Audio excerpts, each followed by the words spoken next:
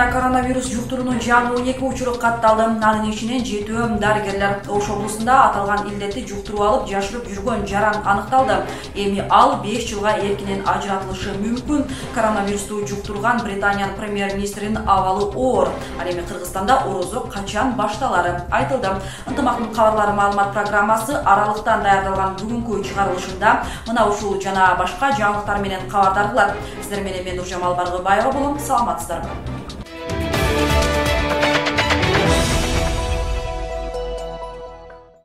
Коронавирус жұқтырғандардың саны 19-га көбөйдү. Ошондо Кыргызстан боюнча бул илдет менен жабыркагандар 228-ге жетти. Алардын ичинен Бишкек 25, Жалал Абад облусунда 80, Ош облусунда 86, Ош шаарында болсо 20 киши, Баткен облусунда 4, Нарын облусунда 5, Ысык Көл облусунда 3, ал эми Чүй облусунда 5 жаран аталган ооруга кабылган. Алардын ичинен дарыгерлер да бар. Ак халатчандарга кенемте төлөп берүү маселеси каралып жатканын Саламаттыкты сактоо министрлиги билдирди. Министрдин айтымында ушул күндөрү өзгөчө абал учурунда дарыгерлердин макамы тууралуу мыйзам жогорку кеңешке кароого киргизилет жана алар тез арада оңдоолорду киргизүүгө даяр. Бүгүнкү күндө жаңы 12 учуру катталды. Ошондо жалпы бүгүнкү күндөгү Кыргыз Республикасындагы ушул COVID-19 козгогучун тапкан жарандардын саны 228-ге жетти. Анын ичинен Бишкек шаарында 30, Ысык Көл областында 3, Жалал Абад областында 80, Нарын областында 5, Баткен областында 4, Ош областында 105, Ош шаарында 6, андан кийин бардыгы болуп 128. Анын ичинен кече күнү 23, жалпысынан 23 киши оорудан айыгып чыгарылды. 4 киши мурдагыдайла өлүмгө дуушар болгон. Бүгүнкү күндө ооруда больницада жаткандардын саны 201. Анын ичинен 10 мындай оор абалда отурушат, бирок алар ИВЛ эмес, жөн эле кислород менен дем алышып атат.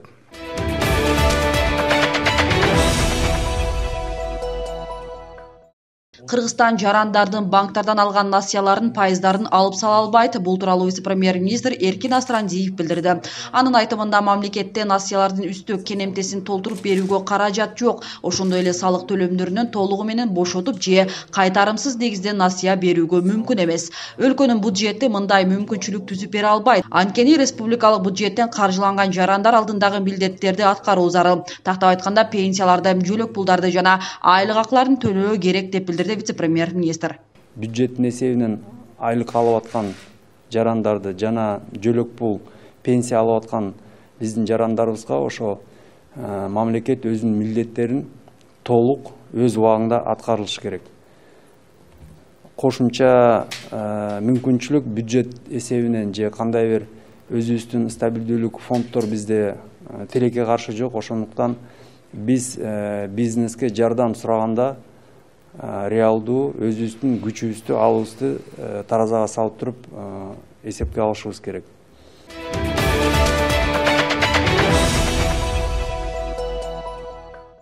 Ош облусунда коронавирус жұқтырған жаранга кылмыш иши козголду. Ал оорусун билип туруп жашырып келген. Коркунучтуусу ал туугандары, кесиптештери менен байланышта болуп жүргөн деп маалымдады Ош облусунун коменданты Малик Нурдинов. Медициналык текшерүүдө аталган жарандын коронавируска кабылганы аныкталды жана обсервацияга жаткырылды.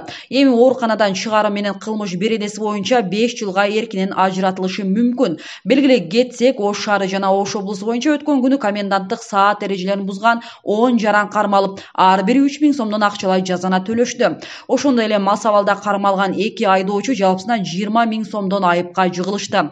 Комендант Малик Нурдинов ар бир жаранды эрежени сактап, өз өмүрлөрүн этияттоого чакырат. Эгерде өзүңүздөр бир жерлерге барып, шектелип жүргөн болсоңор, тез аранын ичинде райондук больницаларга кайрылыңыздар. Мен ушуларды айтмакчымын, урматтуу жарандар.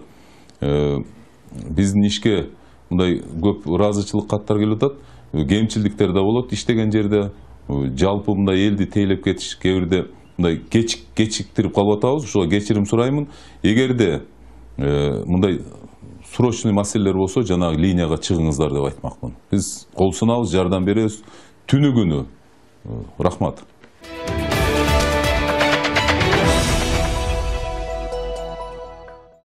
Кыргызстанда вируска каршы дары-дармектин жана тест системанын саны жетиштүү. Муну саламаттык сактоо министри Сабиржан Абдикаримов республикалык ЧАМ штабтын жыйынында билдирди.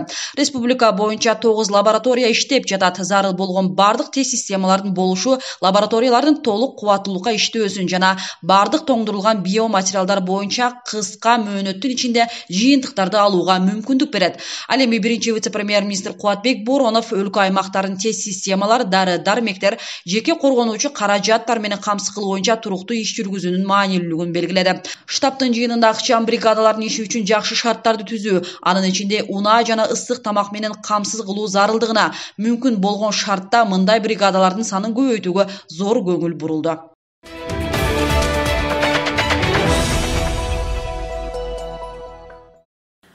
Акыркы учурда азык-түлүккө болгон баа кескин кымбаттады. Айрыкча мындай жагдай жакыр жашагандарга кедергисин тийгизүүдө. Ошондуктан мамлекеттик резервдер фондунан Нарын облусуна 209 тонна ун бөлүнүп, ал Миң Булак жана Эмгекчил айылында жашаган аз камсыз болгон үй бүлөлөргө таратылды. Кененирээк кезектеги материалдан көрүңүздөр. Коронавирустан сактануу багытындагы чаралар Миң Булак айыл аймагынын тургуну Бермет Айталиеванын үй бүлөсүнө бир топ түйшүк жаратты. Жолдошу да өзү да жумушсуз болгондуктан күнүмдүк иштерди жасап жан багып келишкен. Илдеттин кесепетинен азыр айылда кыймыл болбой, балдарына берилген 3000 сом менен гана күн кечирип жатышат. Аларга бүгүн мамлекет тарабынан ун берилди. Аз камсыз үй бүлөлөргө өкмөт жардам берип атат. Рахмат. Дагы эле жардамдарды берип турат. Аман эсен ушул оорудан айып кетели. Барыбыз. Расмий маалыматтарга таянсак, Нарын районунда жардамга муктаж 3980 үй бүлө бар. Бүгүнкү күндө алардын тең жарымы азык-түлүктөр менен камсыз болушкан. Бүгүнкү күндө запасыбыз 10 тонна спонсорлук 2 тонна май менен кармап туруп атабыз. Себеби дегенде биринчи шартта аз камсыз болгон пособие алган үй бүлөлөргө таратып, аны списогун тактоо иретинде иштерди жүргүзүп атабыз. Айыл өкмөттүн бюджеттик эсебинен дагы 10 тонна ун келип, мына өзүңүздөр көрүп атасыңар, калдыгы бул калды. Өлкөдөгү кырдаалдан улам жардам колун сунгандар да арбын. Буну менен гана чектелбестен Кыргыз өкмөтү калктын аярлуу катмарына жардам көрсөтүп, азык-түлүктөр менен камсыз кылууда. Айылдын элине 10 тонна ун, 2 тонна зыгыр майды ушул аз камсыз болгон үй бүлөлөргө ушул бекер тараталы деп чечип, бүгүнкү күндө мына 200 мөшөк ун, 2 тонна зыгыр майын алып келип түшүрдүк үйгө. Ошол эле учурда мамлекет пенсияларды жана жөлөк пулдарды өз убагында төлөгөндөн тышкары аларды даректерине чейин жеткирип берүү милдетин койгон. Азыр деген терминал менен үйүн кыдырышат. Почтальондор баягы чыга албай, бара албагандар ошо терминал аркылуу алышат да. Ал жагынан да камсан эметпей эле койсун. Камсанда болбой эле койсун дегендей. Мамлекеттик резервден бөлүнгөн ун аталган райондун башка айылдарына да жеткирилип, алар атайын комиссиянын көзөмөлүндө таратылды. Мимоза Жаныбек кызы, Бексултан Абиев, Нарын облусу.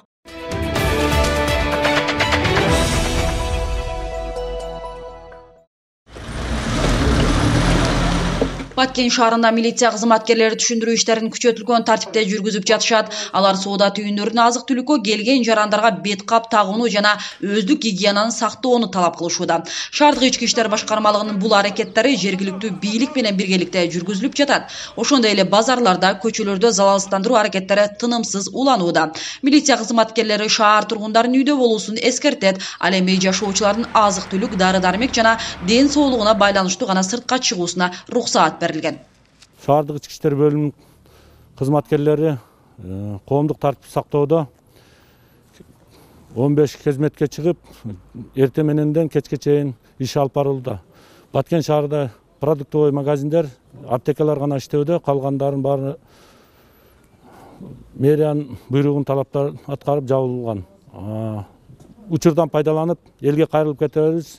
Үйдөн чыкпай, ушу карантин убагында бизге жардам берип, үйдөн чыкпашыңыздарды өтүнүп кетет элек.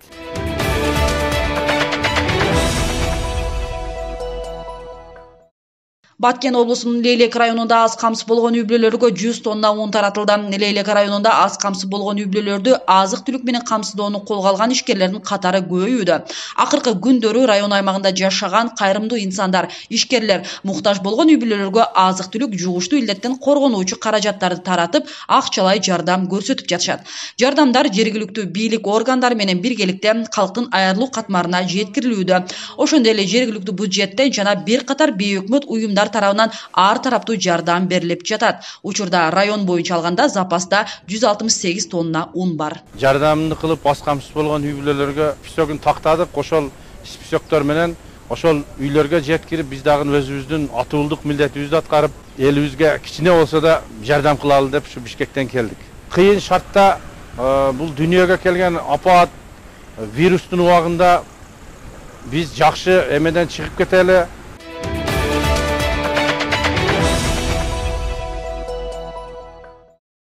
Бүгүн апрель революциясынын 10 жылдыгы. Президент Сооронбай Жээнбеков элдик революциянын баатырларын эскерди. Мамлекет башчы Атабейит улуттук тарыхый мемориалдык комплексинде 2010 жылдагы элдик апрель революциясынын баатырларын эскерүү мемориалына гүл койду. Ошондой эле өлкө башы апрель революциясынын хроникасы тууралуу санариптик сүрөт жана видео материалдар, маалыматтар жана элдик апрель революциясынын баатырларынын портреттери сакталып турган Таазим тарыхый мемориалдык музейин көрүп чыкты. Эскерүү китебине апрель окуясынын мааниси тууралуу пикирин калтырды. Мында сырткары саясий репрессиялардын курмандыктарына арналган мемориалга жазуучу Чыңгыз Айтматовдун мүрзөсүнө жана 1916 жылдагы каргашалуу окуяда каза болгондордун элесине арналган мемориалга да гүл койду.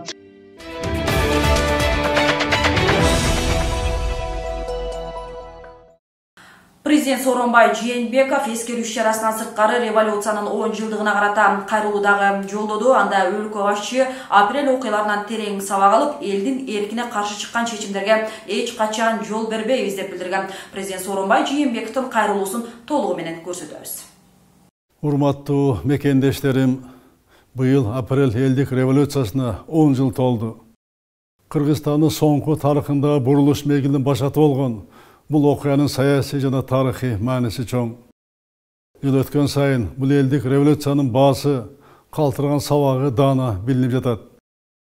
Адилетсиз бийликке каршы туруп, атылган октон жалтанбаган каармандарыбыз өз өмүрлөрүн Кыргызстандын келечегине арнашты. Бул күн биз үчүн ыйык.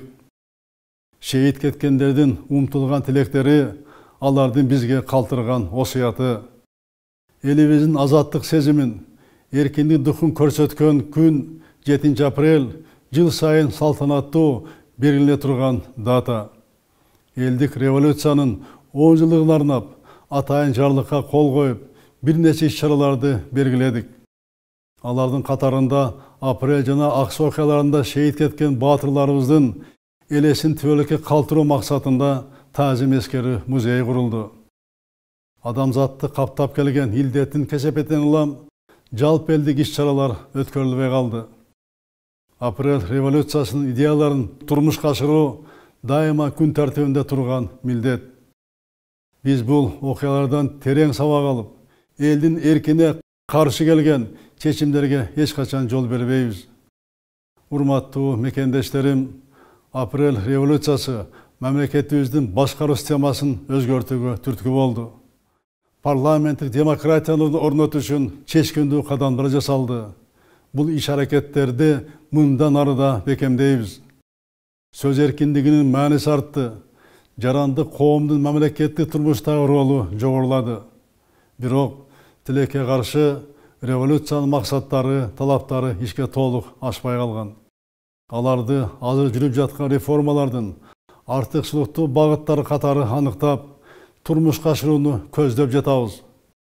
Урматтуу мекендештерим, бүткүл дүйнө кыйын кезеңди баштан кечирип жаткан мезгилде сиздерге дагы бир жолу кайрылам. Учурда баарыбыз, мамлекеттик бийлик, жалпы коом, ар бир мекендешибиз чоң сыноого туш болдук. Илдетке каршы багытталган чаралар, калктын аярылуу катмарын колдоого арналган кадамдар, ишкерлердин түйшүгүн жеңилдетүүнү көздөгөн иш-чаралар аткарылып жатат. Бул илдеттен жарандарыбыздын айыга баштаганы, врачтардын тынымсыз эмгегинин натыйжасы баарыбыз үчүн жакшы кабар. өз өмірінде болған қорқынышқа қарабай күні-түні иштеп жатқан дарыгерлерибизге элибиздин атынан дагы бир ирет терең ыраазычылык билдирем.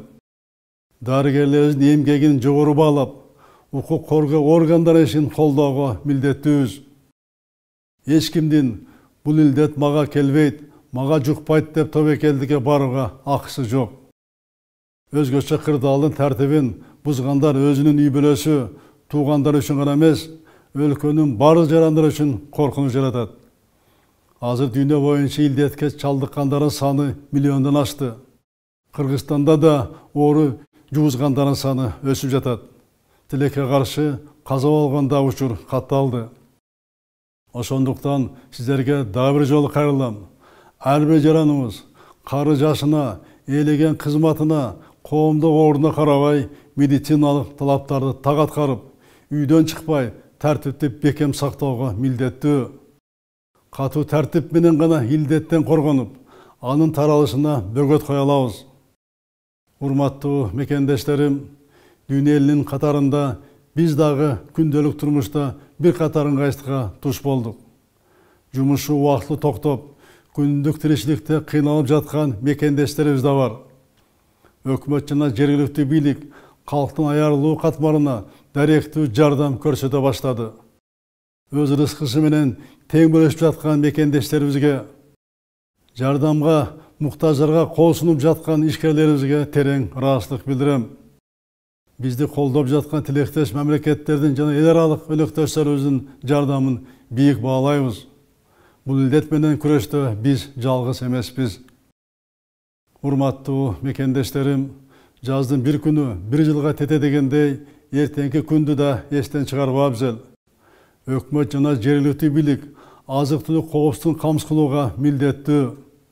Жазгы талаа жумуштарын үзгүлтүккө учуратпай өткөрүү үчүн баба дыйкандарыбызга зарыл болгон колдоо көрсөтүлүшү керек. Ардактуу замандаштар, мындан да оор кыйынчылыктарды биримдикте бири-бирибизди колдогон тилектештик менен жеңип келгенбиз. Бул келген сыноода элибизди чыйралтты, ынтымагын бекемдеди. Буюрса, Кудайдын колдоосу менен азыркы кырдаалдан да чыгабыз. Ар дайым жергебизде тынчтык, элибизде амандык болсун. Жараткан Кудайым өзү сүйүктүү Кыргызстаныбызды колдосун.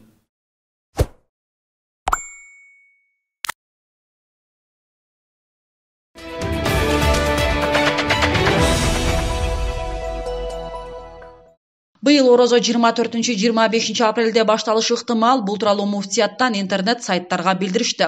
Билдирүүдө орозонун так күнү аныктала электиги айтылган. Жакынкы күндөрү Аалымдар кеңеши тарабынан так маалымат берилет. Болжол менен календар ушул айдын 24-25 апрелин көрсөтүп жатат. Орозо ушул айтылган күндөргө дал келиши мүмкүн деп маалымдалган.